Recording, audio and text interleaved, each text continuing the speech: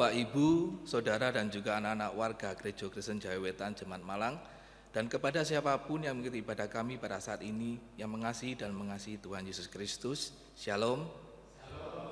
Salam sejahtera dalam Tuhan Yesus Kristus. Kami berharap Bapak, Ibu, dan Saudara dan anak-anak yang terkasih senantiasa dalam lindungan Tuhan pada saat ini. Hari ini, Minggu tanggal 26 April tahun 2020, kita memasuki Minggu Paskah ketiga setelah kebangkitan Tuhan kita Yesus Kristus. Oleh karena situasi dan kondisi yang belum memungkinkan pada saat ini untuk kita beribadah di gereja, maka ibadah saat ini masih dalam bentuk ibadah keluarga di rumah kita masing-masing. Dan ibadah hari ini akan dipimpin oleh Bapak Pendeta Legal Hendriawan. Mari Bapak Ibu kita menyiapkan Alkitab dan buku nyanyian kita. Mari dengan penuh sukacita kita mengawal ibadah kita dengan kita memuji dari Kidung Jemaat nomor 14 ayat 1 dan yang kedua.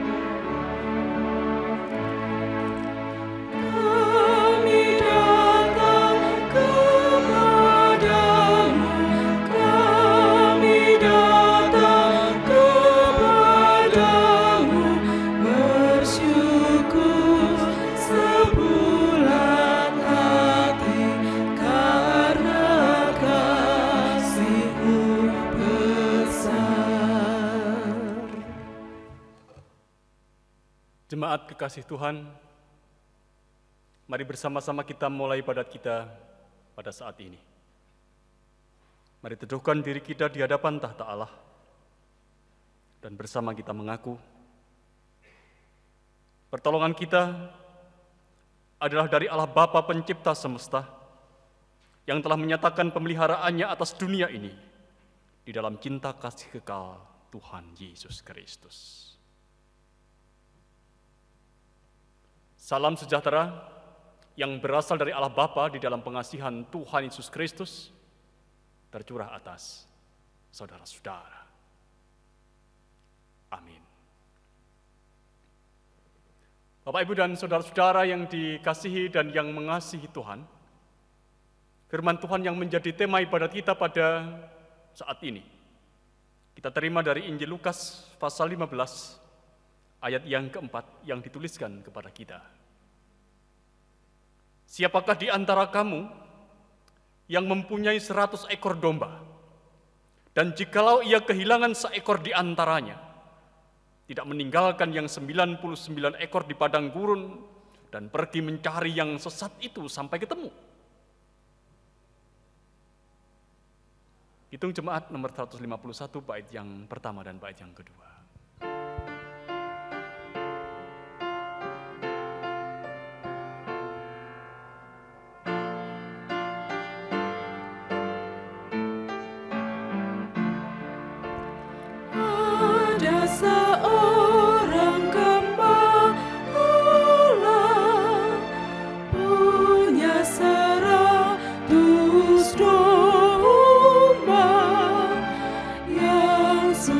Sungguh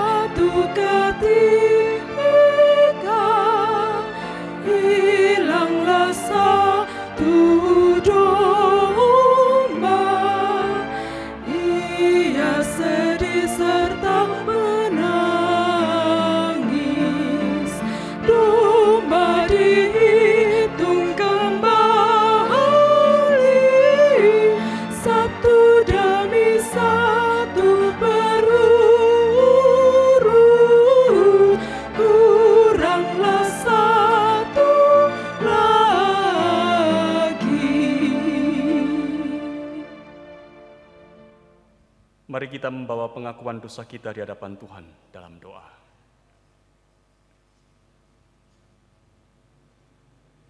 Bapa yang baik, Bapa yang telah mengasihi kami dengan sempurna dalam Kristus Yesus. Kami menyadari Tuhan, dalam terang-Mu, seringkali kami melangkah menyimpang dari jalan dan tuntunan-Mu. Kami sering meninggalkan jalan yang Tuhan telah tetapkan bagi kami. Kami melanggar apa yang menjadi ketetapan Tuhan untuk hidup kami. Engkau tahu Tuhan, kami bersalah. Kami sering terjatuh kembali dalam kubangan dosa. Dan Engkau juga mengetahui, ada begitu banyak yang menjadi kekurangan di dalam diri kami. Kelemahan yang itu ada dan nyata dalam kehidupan kami. Dan kini Bapa, dalam peribadatan ini, kami membawa semua itu di dalam pengakuan dan dalam penyesalan kami. Tuhan, Engkau yang mengenal hati kami. Sambutlah kami ya Tuhan dalam ketidaklayaan kami. Kiranya Kau berkenan mengampuni dan mengasihi kami tetap. Kami panjatkan doa dan pengakuan ini di dalam nama Tuhan Yesus. Amin. Siapapun yang dengan jujur mengakui segala dosanya di hadapan Tuhan, Ia adalah Allah Sang Pemurah yang pada saat ini juga memberitakan kepada kita berita pengampunannya. Injil Yohanes pasal 15 ayat yang ke-13. Tidak ada kasih yang lebih besar daripada kasih seorang yang memberikan nyawanya untuk sahabat-sahabatnya. Amin. Seiring dengan berita pengampunan ini, mari kita kembali agungkan Tuhan. Hitung jemaat nomor 85, kita nyanyikan 2 kali.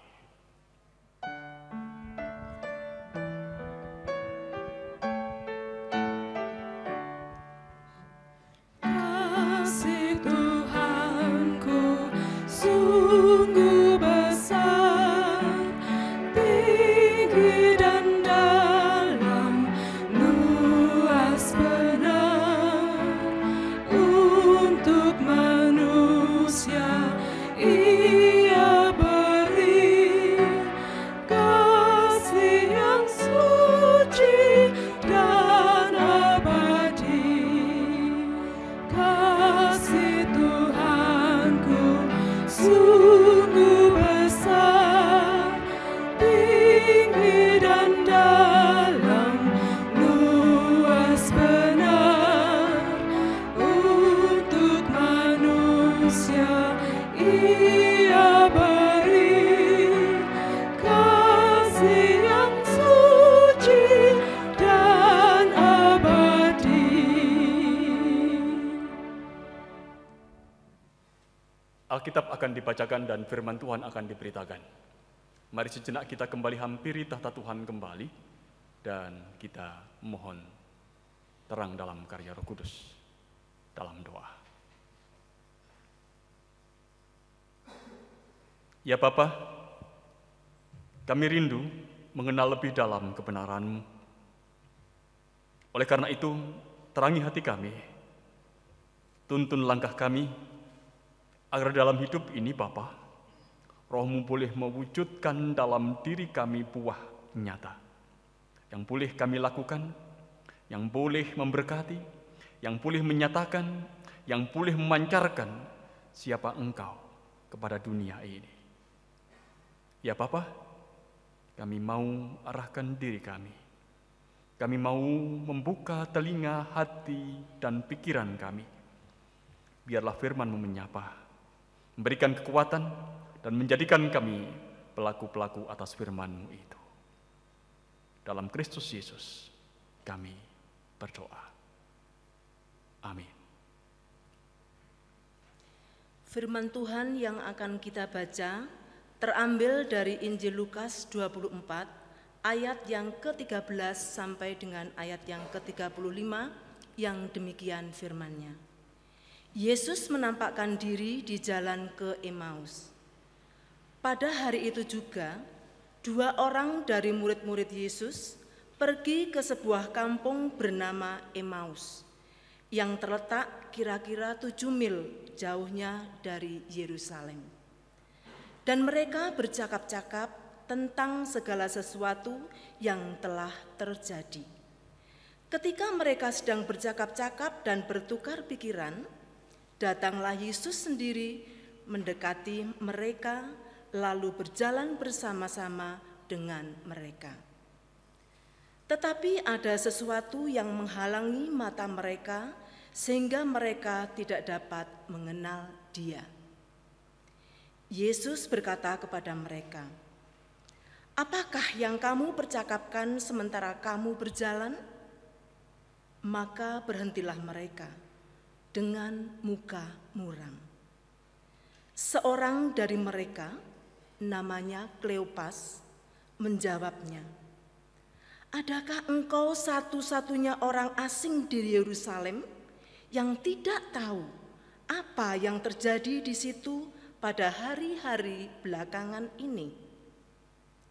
Katanya kepada mereka, "Apakah itu?" Jawab mereka, "Apa yang terjadi dengan Yesus orang Nazaret? Dia adalah seorang nabi yang berkuasa dalam pekerjaan dan perkataan di hadapan Allah dan di hadapan seluruh bangsa kami. Tetapi imam-imam kepala dan pemimpin-pemimpin kami telah menyerahkan Dia untuk dihukum mati, dan mereka telah menyalibkannya. Padahal kami dahulu mengharapkan bahwa Dialah yang datang untuk membebaskan bangsa Israel. Tetapi sementara itu telah lewat 3 hari sejak semuanya itu terjadi. Tetapi beberapa perempuan dari kalangan kami telah mengejutkan kami. Pagi-pagi buta mereka telah pergi ke kubur dan tidak menemukan mayatnya. Lalu mereka datang dengan berita bahwa telah kelihatan kepada mereka malaikat-malaikat yang mengatakan bahwa Ia hidup. Dan beberapa teman kami telah pergi ke kubur itu dan mendapati bahwa memang benar yang dikatakan perempuan-perempuan itu, tetapi Dia tidak mereka lihat. Lalu Ia berkata kepada mereka, "Hai kamu orang bodoh, betapa lambannya hatimu, sehingga kamu tidak percaya segala sesuatu yang telah dikatakan para nabi.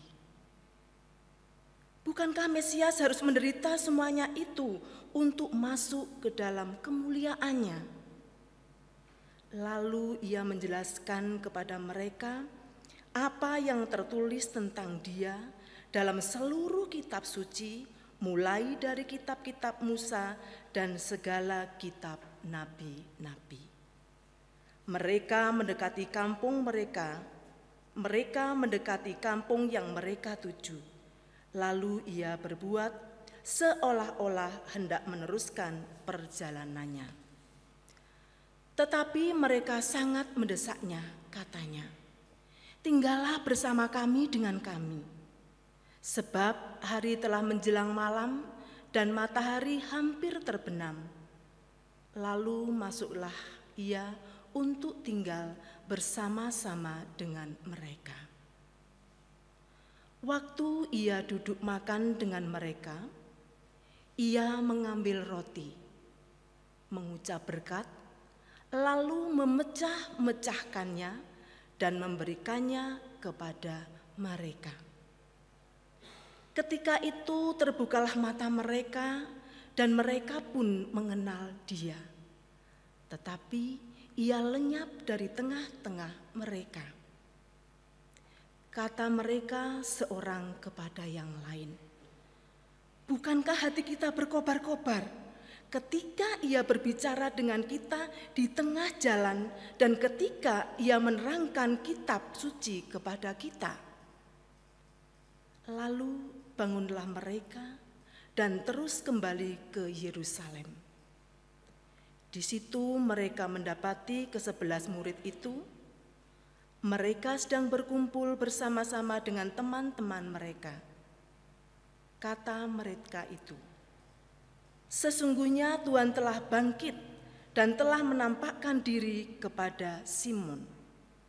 Lalu kedua orang itu pun menceritakan apa yang terjadi di tengah jalan dan bagaimana mereka mengenal Dia pada waktu Ia memecahkan roti. Demikian kesaksian firman Tuhan. Yang berbahagia adalah setiap orang yang mendengar, melihara, dan lebih-lebih yang melakukan dalam kehidupan keseharian. Amin.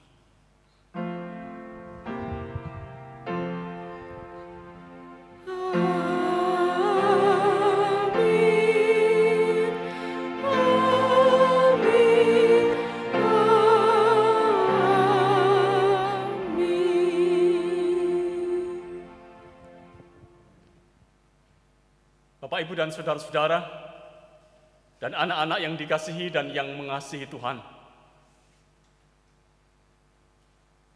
Hari ini kita berjumpa kembali dalam peribadatan kita. Walaupun kita masih belum bisa beribadah bersama seperti biasanya di gedung gereja kita. Tapi cukup bagi kita untuk menghayati bahwa Tuhan itu hadir dalam persekutuan kita, dalam kehidupan keluarga kita masing-masing. Oleh karena itu, biarkanlah apa yang kita lakukan dengan peribadatan kita di keluarga kita masing-masing akan tetap boleh membawa kita untuk semakin hidup dalam kedekatan dengan Tuhan. Dan saat ini, Bapak, Ibu, dan saudara-saudara, dan anak-anak yang dikasihi dan yang mengasihi Tuhan, kita diajak untuk merenungkan kembali bagian dari peristiwa kebangkitan Tuhan kita Yesus Kristus. Hari ini kita memasuki minggu yang ketiga masa Paskah. Dan kita sudah diantar untuk memperhatikan apa yang tertulis dalam Injil Lukas pasal 24 ayat 13 sampai ayat yang ke-35. Saya ingin mengajak kepada panjenengan semua, para pribadi yang menjadi bagian dari umat Tuhan di jemaat kita, GKJW Malang, untuk merenungkan apa yang menjadi firman Tuhan ini. Dan saya mengawalinya dengan sebuah cerita.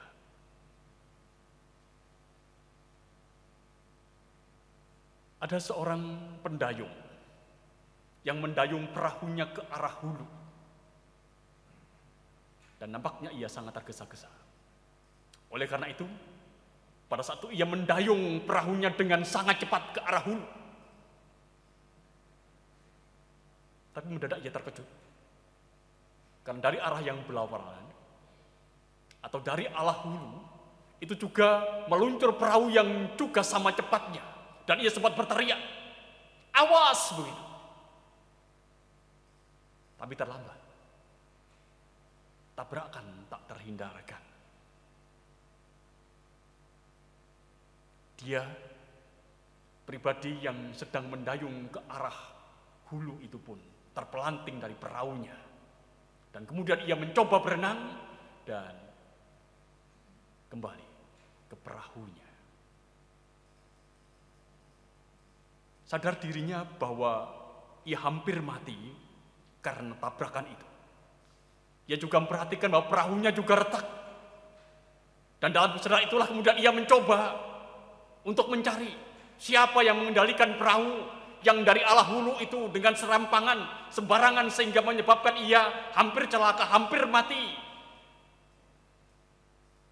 Ia mencoba mencari.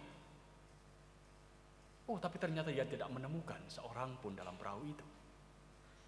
Ia tidak menemukan orang yang jatuh dari perahu itu ke dalam air. Sekalipun ia pada saat itu marah-marah karena petaka yang dihadapinya. Bapak, Ibu, dan saudara-saudara, dan adik-adik yang dikasihi dan yang mengasihi Tuhan.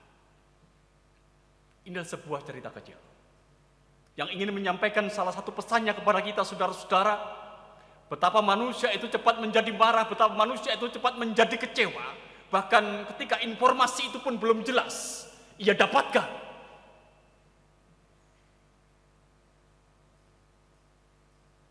Ketika kemarahan menghadap, ketika kekecewaan itu membelenggu, maka kedamaian dalam diri seorang itu pasti akan hilang. Dan kita bisa mengatin, kita bisa menjamin dan mengatakan dengan jelas, saudara-saudara, bahwa pribadi yang marah-marah seperti apa yang dilakukan oleh pengayuh sampan itu, pasti ia tidak berjumpa dengan kebahagiaan. Ia tidak berjumpa dengan damai dan sejahtera. Saudara-saudara, keadaan seperti itulah yang tampaknya juga dialami dan dirasakan oleh sebagian murid Yesus. Seperti yang dikisahkan dalam bacaan kita tadi. Injil Lukas pasal 24, ayat 13 sampai ayat yang ke-35. Mari sejenak kita mendengar apa yang menjadi ungkapan kata hati mereka, yang menunjukkan kepada kita bagaimana mereka ada dalam kecewaan, mereka ada dalam kemarahan. Ayat 20 dan 21 tuliskan kepada kita. Tetapi imam-imam kepala dan pemimpin-pemimpin kami telah menyerahkan dia untuk dihukum mati dan mereka telah menyalibkannya. Padahal kami dahulu mengharapkan bahwa dialah yang datang untuk membebaskan bangsa Israel. Tetapi sementara itu telah lewat 3 hari sejak semuanya itu terjadi.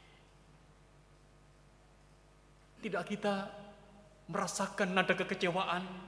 Tidakkah kita merasakan nada kemarahan atas keadaan dalam kehidupan mereka dengan ungkapan itu? Atau dengan jelas saudara kita bisa melihat bagaimana mereka kehilangan kebahagiaan mereka. Di dalam ayat yang ke-17 dikatakan kepada kita, dan mereka berhenti dengan muka muram. Adakah di antara kita yang bermuka muram tapi hatinya bahagia? Sangat sulit untuk membayangkan itu, saudara-saudara. Tapi inilah yang dialami oleh pribadi yang di dalam kehidupannya dibelenggu oleh kemarahan, dibelenggu oleh kekecewaan atas keadaan yang dialaminya. Saudara-saudara, mari kita menelisik. Kita mengenali siapa mereka yang mengalaminya. Siapa mereka yang sungguhnya telah mengalami kecewaan, kemudian mengalami kemarahan, dan terus meninggalkan Yerusalem. Dikatakan kepada kita bahwa mereka sedang ada dalam perjalanan menuju Emmaus. Mereka seolah-olah ingin mengatakan, aku nggak perlu lagi ada bersama dengan satu persekutuan. Aku tidak perlu lagi bersama dengan mereka yang ada di Yerusalem ini. Yang penting aku akan pergi ke Emmaus. Aku akan pergi sendiri bersama dengan temanku ini. Seolah ingin menegaskan hal itu, saudara-saudara. Karena 2 orang ini sedang dibelenggu oleh kekecewaan dan kemarahan. Oleh karena ia tidak peduli dengan persekutuan yang ada di Yerusalem, ia tidak peduli dengan murid-murid yang lain. Penulis Injil Lukas hanya menegaskan, saudara-saudara, bahwa 2 orang yang berangkat ke Emmaus itu, seorang di antaranya bernama Kleopas. Seorang di antaranya bernama Kleopas, dan yang lain itu tidak disebutkan namanya. Hanya disebutkan Kleopas dan temannya. Kalau kita bertanya, saudara-saudara, mengapa teman Kleopas tidak disebutkan namanya? Padahal kita tahu, saudara-saudara, penulis Injil Lukas itu adalah seorang penulis yang sangat cermat. Ia bisa mengetahui siapa yang pergi, ia bisa menyebutkan nama Kleopas. Tapi mengapa nama temannya tidak disebutkan? Mengapa? Bukankah temannya itu juga salah satu dari murid Tuhan Yesus? Mengapa Lukas tidak menyebutkannya? Mengapa ia hanya menyebutkan Kleopas dan temannya? Tampaknya saudara-saudara, penulis Injil Lukas ini sengaja tidak menyebutkan nama teman Kleopas. Mengapa itu dilakukan? Paling tidak saya melihat dua alasan, saudara-saudara. Yang pertama, saudara-saudara, bahwa Lukas ingin menunjukkan bahwa pergumulan yang dihadapi oleh Kleopas itu bukan pergumulan yang tunggal. Jadi ini alasan yang pertama. Mengapa tidak disebutkan nama teman Kleopas? Karena penulis Injil Lukas ingin menunjukkan bahwa pergumulan yang dihadapi oleh Kleopas itu bukan pergumulan tunggal. Kleopas tidak sendiri. Nama teman itu bisa diganti dengan siapa saja. Nama kita masing-masing atau nama saudara. Nama setiap orang yang pada saat itu ada dalam kekecewaan, ada dalam kemarahan karena keadaan. Kita yang tengah bergumul dengan kemarahan. Kita yang bergumul dengan kekecewaan. Kita yang sedang berjalan meninggalkan persekutuan. Kita yang sedang berjalan meninggalkan gereja. Kita yang sedang berjalan meninggalkan Yerusalem. Entah kemarahan karena apa? Atau kekecewaan karena apa? Apakah karena gereja tidak menjawab pergumulan? Apakah gereja tidak lagi menyuarakan suara kenabian? Apakah kecewa karena orang-orang yang ada di dalam gereja itu sendiri? Atau karena kita kecewa bahwa gereja tidak memberi jawab atas pergumulan dalam kehidupan kita? Inilah alasan pertama. Mengapa nama teman Kleopas tidak disebutkan? Karena itu bukan pergumulan tunggal yang dihadapi oleh Kleopas, tapi juga pergumulan yang dihadapi oleh setiap orang yang pada saat itu sedang ada dalam perjalanan meninggalkan persekutuan, meninggalkan gereja, meninggalkan Yerusalem. Alasan kedua, saudara-saudara, nama teman Kleopas itu dianggap terlalu tidak penting dibandingkan dengan peranannya. Dan kita tahu peranan dari teman Kleopas. Peranan teman Kleopas pada saat itu adalah mendampingi Kleopas yang sedang ada dalam perjalanan menuju Emmaus. Barangkali Kleopas tidak tahu apa yang menjadi jawab atas pergumulannya. Ia tidak tahu. Mengapa aku berhadapan dengan kecewaan? Mengapa aku berhadapan dengan kemarahan ini? Dia tidak tahu jawab atas pergumulannya, tapi teman Kleopas tahu apa yang harus dia lakukan. Yaitu mendampingi, membersamai pribadi yang ada dalam kemarahan, pribadi yang ada dalam kekecewaan itu.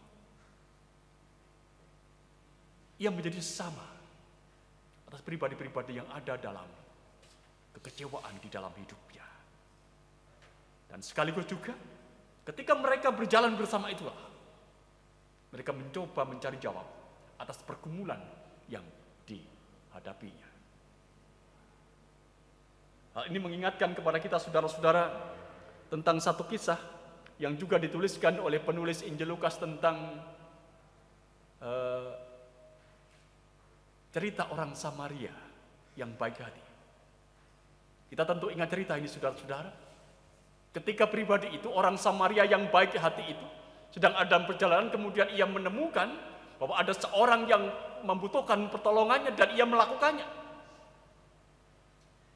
Seorang yang ada dalam kesakan dan penderitaan ditolongnya, dipalutnya lukanya, dan kemudian dijamin hidupnya. Ia diserahkan kepada seorang supaya boleh merawatnya, dan kemudian ia menjamin bahwa aku akan memberikan biaya lebih jika memang apa yang aku berikan kepada engkau itu kurang. Dan kita tahu orang Samaria ini juga tidak disebutkan namanya, kan? Ia tidak disebutkan namanya. Tetapi sekalipun ia tidak disebutkan namanya, peran pentingnya untuk menjadi pendamping, untuk menjadi pribadi yang menopang kehidupan orang lain itu begitu mendasar. Seperti juga yang dilakukan oleh teman dari Kleopas yang ada dalam perjalanan menuju Emmaus itu. Jadi pesannya sederhana saudara-saudara, bahwa teman Kleopas itu telah menjadi sama untuk mereka yang butuhkan. untuk mereka yang babak belur dalam kehidupannya, untuk mereka yang ada dalam kecewaan, untuk mereka yang ada dalam kemarahan dengan keadaan. Bapak, Ibu, dan saudara-saudara, dan adik-adik yang dikasihi dan yang mengasihi Tuhan, anak-anakku yang terkasih di dalam nama Tuhan Yesus Kristus, penulis Injil Lukas juga menyebutkan bahwa yang sedang ada dalam perjalanan dari Yerusalem menuju Emmaus itu bukan hanya Kleopas dan temannya, tetapi satu pribadi lain yang kita menyebutnya dia adalah Yesus yang bangkit dari kematian. Yesus saat itu juga sedang meninggalkan Yerusalem. Ia berjalan bersama dengan Kleopas dan temannya. Bukankah kehadirannya di Yerusalem dibutuhkan? Ya. Mari kita bayangkan begini Bapak, Ibu, dan saudara-saudara, bahwa di Yerusalem itu sedang gempar dengan pemberitaan bahwa Yesus itu bangkit. Siapa yang bawa berita itu? Yang bawa berita itu adalah para perempuan yang sedang pergi ke kubur Yesus, dan mereka tidak mendapati Yesus. Mereka hanya menemukan bahwa kubur Yesus kosong. Mereka menemukan bahwa hanya kain kafan yang berada dalam kubur itu, dan mereka mendengar malaikat yang berbicara kepada mereka bahwa Yesus itu sudah bangkit. Para perempuan itu. Dan kemudian para perempuan itu membawa berita yang ia dengar dari para malaikat dan apa yang disaksikan di dalam kubur itu kepada murid-murid yang lain. Dalam hal ini adalah laki-laki Petrus dan teman-temannya.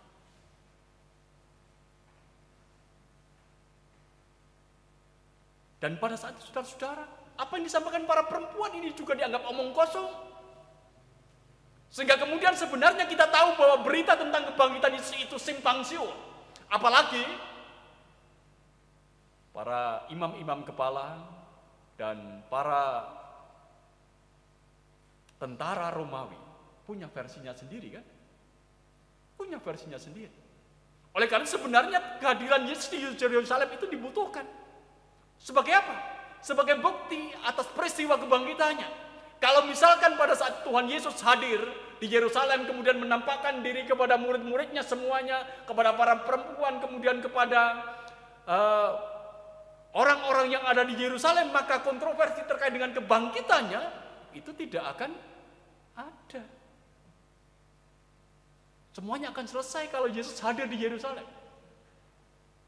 Tapi kita tahu, saudara-saudara, dalam bacaan kita itu ditegaskan, sekalipun ia dibutuhkan kehadirannya di Yerusalem, tetapi ia lebih memilih untuk pergi ke Emmaus.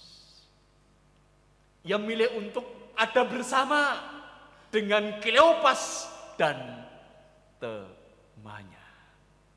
Pergi ke Emmaus.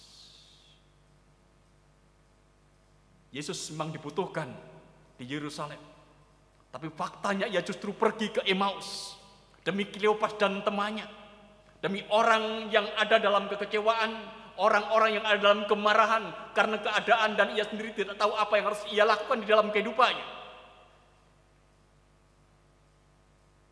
Jadi sebenarnya ini juga menjadi kebenaran teologis, saudara-saudara. Dari apa yang menjadi tema ibadat kita tadi di dalam Injil Lukas pasal 15. Kalau kita perhatikan di dalam Injil Lukas pasal 15 ayat yang keempat yang menjadi tema ibadat kita tadi. Siapakah di antara kamu yang mempunyai 100 ekor domba, dan jikalau ia kehilangan seekor di antaranya tidak meninggalkan yang 99 ekor di padang gurun dan pergi mencari yang sesat itu sampai ketemu.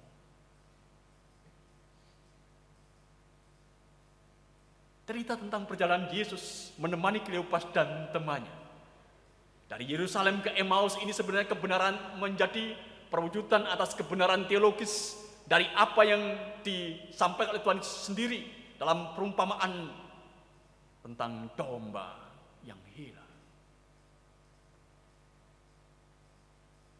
Dari sini kita tahu saudara-saudara, bagi Tuhan Yesus yang bangkit, mereka yang terhilang, mereka yang kecewa, mereka yang marah, mereka yang tidak diingat namanya, mereka begitu istimewa di hadapan Tuhan Yesus.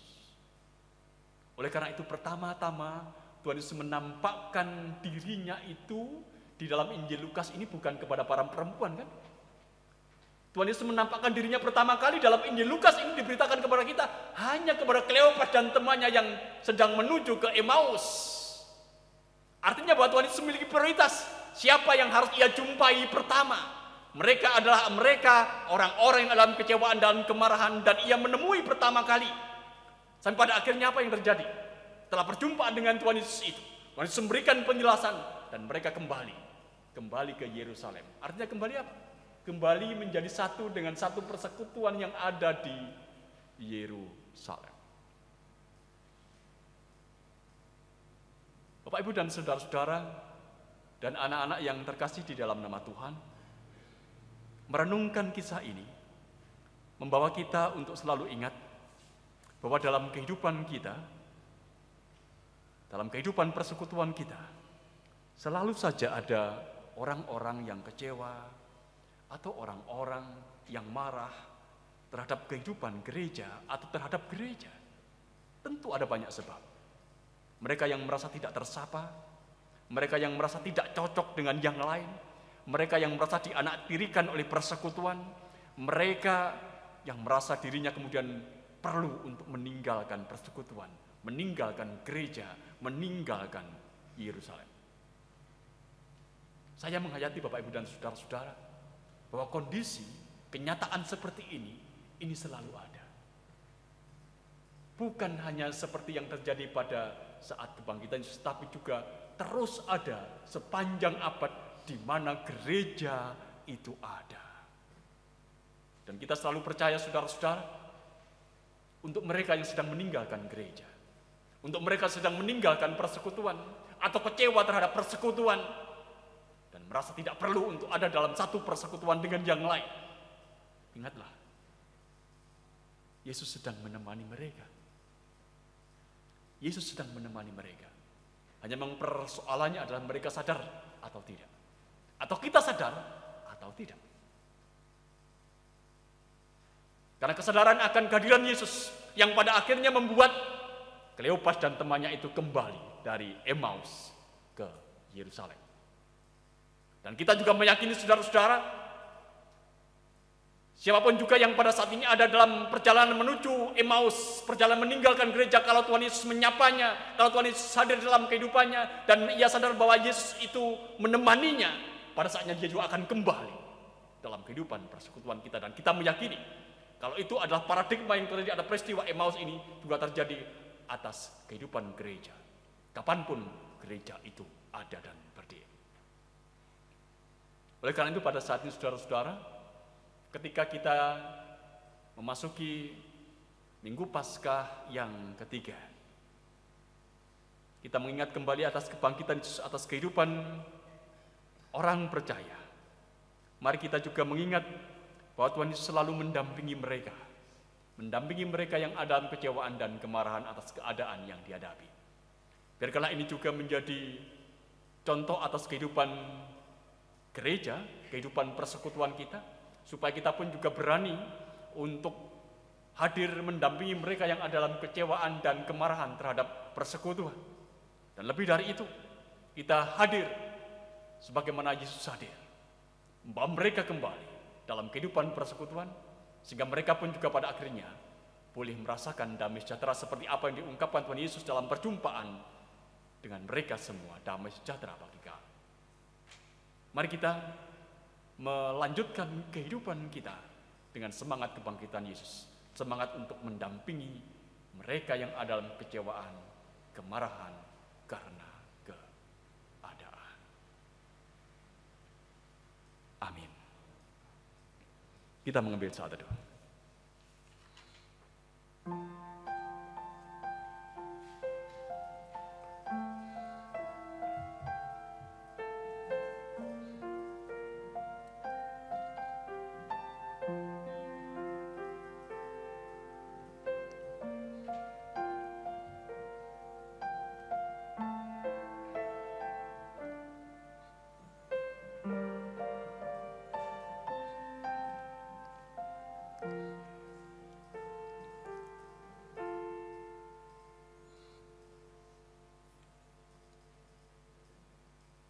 Bapak Ibu warga yang dikasihi dan mengasihi Tuhan Yesus, kami undang untuk bangkit berdiri bersama orang percaya di seluruh dunia.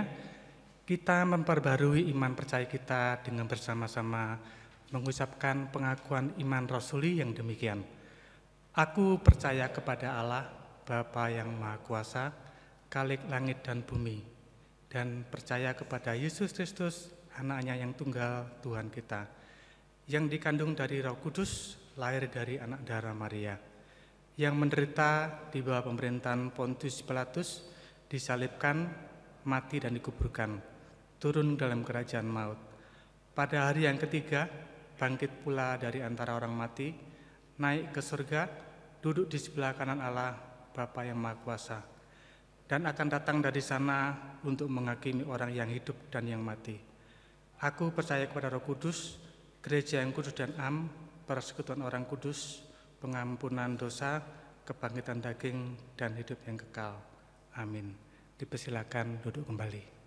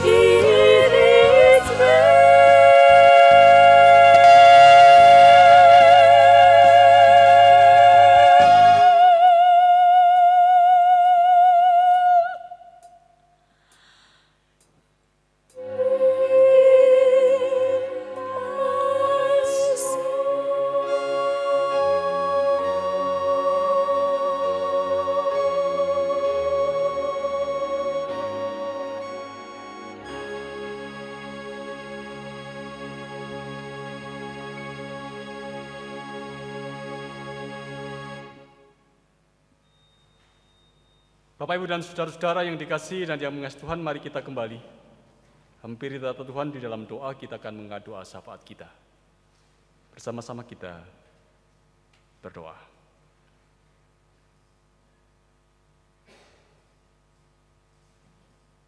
Terpujilah Engkau Tuhan, Allah Bapa kami, yang kami kenal dalam Kristus Yesus, yang menguatkan dan meneguhkan kami dalam karya Roh Kudus. Ya Tuhan, saat ini kami membawa pokok-pokok doa kami, pergumulan-pergumulan yang kami alami, baik sebagai pribadi, keluarga, dan sebagai sebuah komunitas. Tuhan, pertama-tama kami membawa doa untuk kehidupan. Biarlah ya Bapa, Engkau terus merawat dan melihara kehidupan.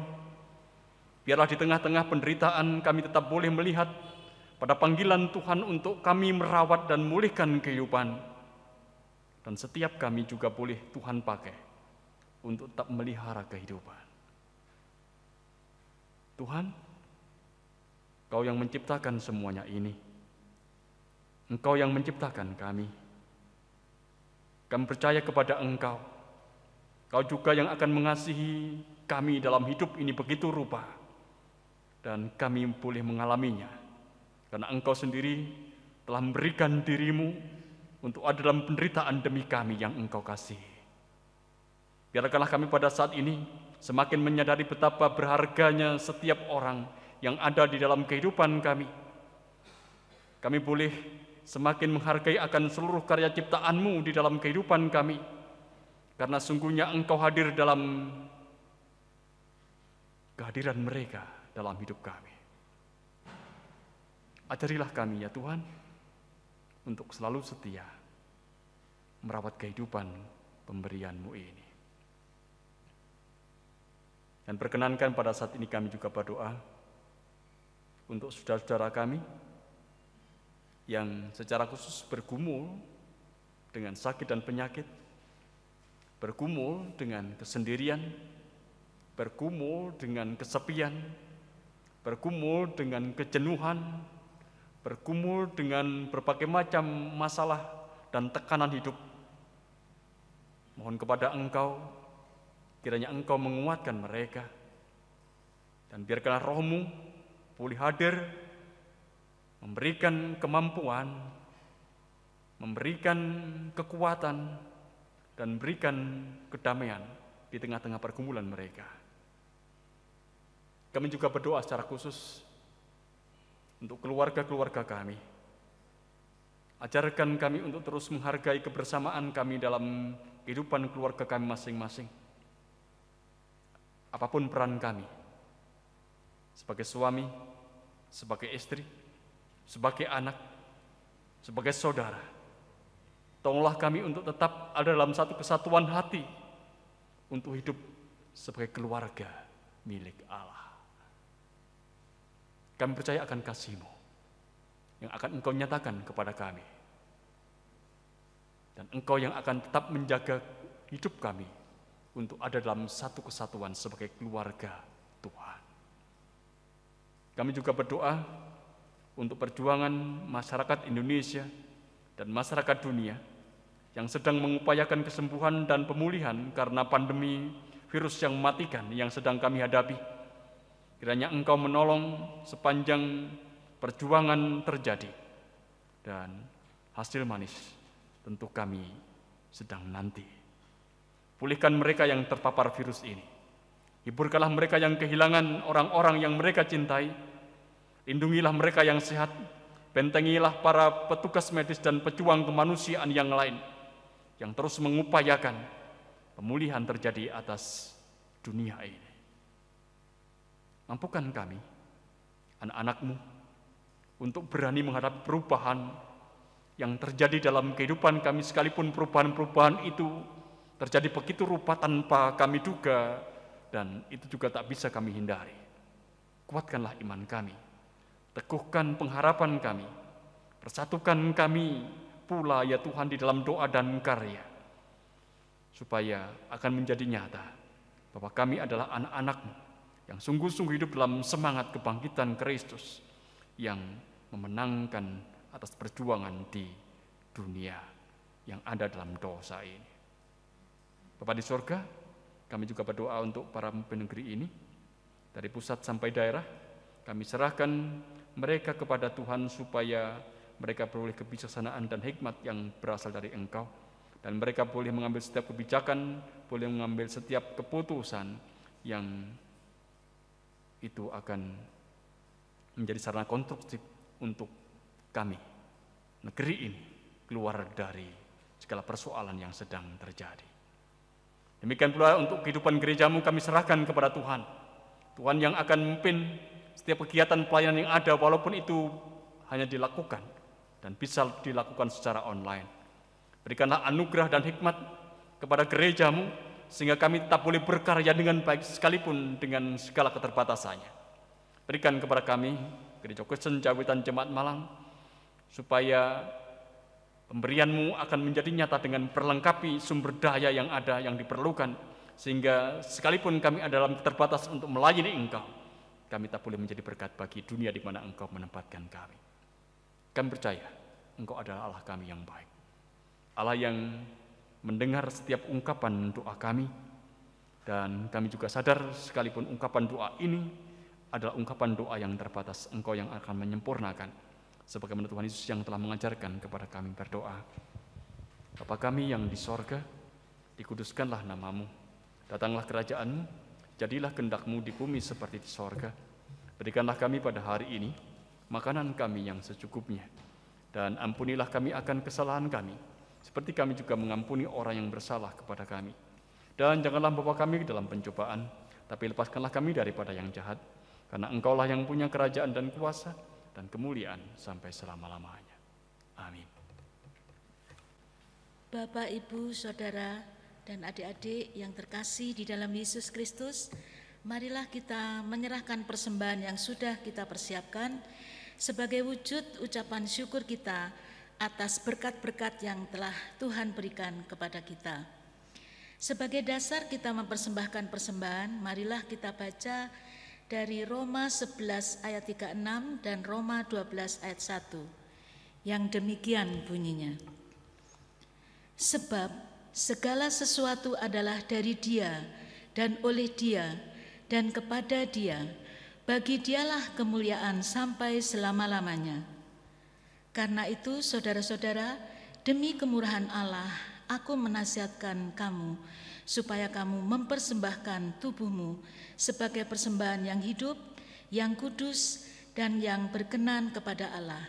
Itu adalah ibadahmu yang sejati. Dan selama persembahan berjalan, kita akan bernyanyi dari Kidung Jemaat 393 ayat pertama.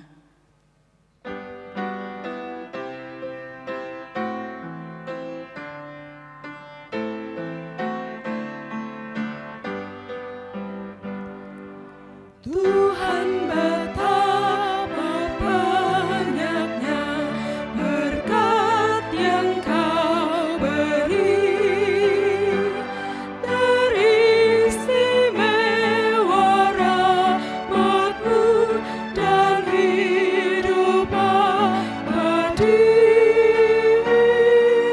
Terima kasih ya Tuhanku atas keselamatanku, padaku telah Kau beri hidup bahagia abadi. Kita berdoa untuk persembahan. Allah Bapa yang bertahta di dalam surga yang mulia, Bapa yang kami sembah di dalam Yesus Kristus, pada saat ini kami berteluk sujud menghadap kehadirat-Mu untuk mengucapkan syukur dan terima kasih kepada Bapa, karena Engkau telah menyertai kami di dalam kami beribadah pada saat ini. Dan pada saat ini kami telah mempersembahkan, telah mengumpulkan persembahan yang kami ambil dari berkat yang melimpah dari Tuhan sendiri. Biarlah apa yang telah kami serahkan berkenan di hati Tuhan, Dan biarlah persembahan ini berguna untuk gereja Tuhan, dan kami menyerahkan Bapak, Ibu yang sudah Tuhan tunjuk untuk mengelola persembahan ini. Kami serahkan ya Tuhan, persembahan ini sehingga semuanya akan berkenan di hati Tuhan. Demikianlah Tuhan, doa, syukur kami dan permohonan kami serahkan di dalam nama Tuhan kami Yesus Kristus. Amin.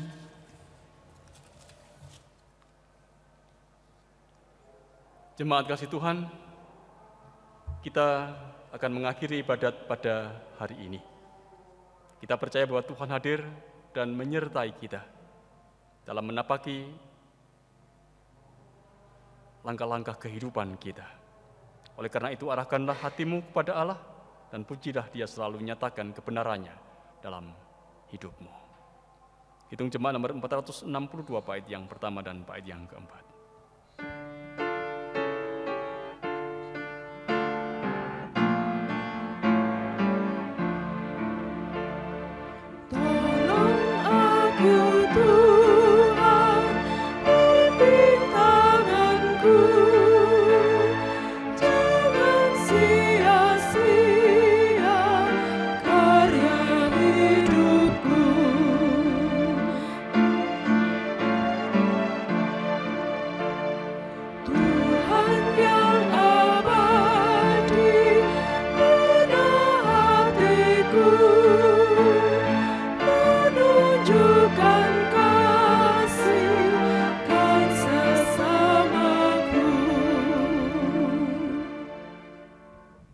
Terimalah berkat Tuhan melalui hamba-Nya.